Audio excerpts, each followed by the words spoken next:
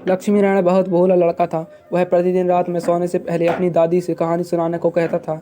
दादी उसे नागलोक, पाताललोक, चंद्रलोक, सूर्यलोक आदि की कहानियां सुनाया करती थीं। एक दिन दादी ने उसे स्वर्ग का वर्णन सुनाया। स्वर्ग का वर्णन इतना सुंदर था कि उसे सुनकर लक्ष्मी नारायण स्वर्ग देखने के लिए हट करने लगा।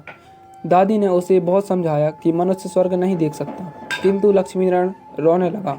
रोते रोते ही वह सो गया। उसे स्वप्न में दिखाई पड़ा कि एक चमचम चमकते देवता उसके पास खड़े होकर कह रहे थे, बच्चे, स्वर्ग देखने के लिए मूल्य देना पड़ता है। तुम सर्कस देखने जाते हो तो टिकट देते हो ना, स्वर्ग देखने के लिए भी तुम्हें उसी प्रकार रुपए देने पड़ेंगे। स्वप्न में ही लक्ष्मीनारायण सोचने लगा कि मैं दादी से रुपए मांग लूंगा, लेकिन देवता ने कहा, स्वर्ग में तुम्हारे रुपए नहीं चलते, यहाँ तो भलाई और पुण्य कर्मों का रुपया चलता है। अच्छा, तुम यह डिबिया अपने पास रखो। जब तुम कोई अच्छा काम करोगे तो इसमें 1 रुपया आ जाएगा, और जब कोई बुरा काम करोगे तो 1 रुपया इससे उड़ जाएगा। जब यह डिबिया भर जाएगी तब तुम स्वर्ग देख सकोगे। जब लक्ष्मी नारायण की नींद टूटी तो उसने अपने सिरहाने सचमुच एक डिबिया देखी। डिबिया लेकर वह बड़ा प्रसन्न हुआ।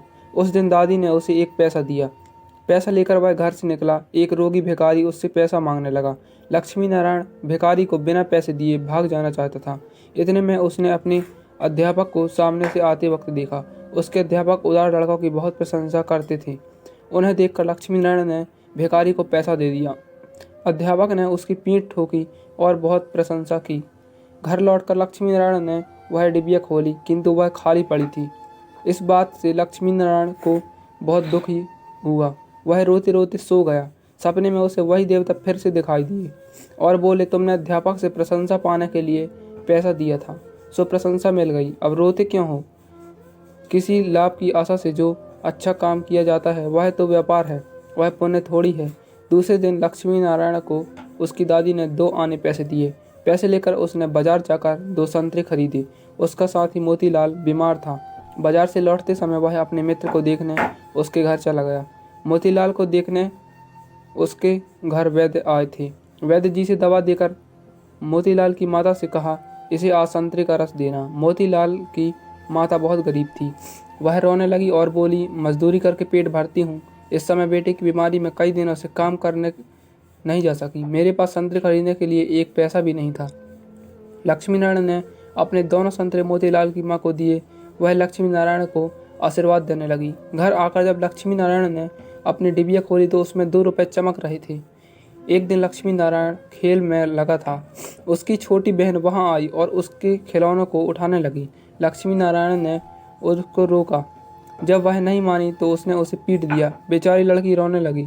इस बार जब उसने डिबिया खोली तो देखा कि उसके पहले के इकट्ठे कई रुपए उड़ जाते हैं।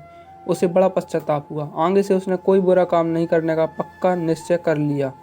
लक्ष्मी नारायण पहले रुपए के लोभ से अच्छा काम करता था।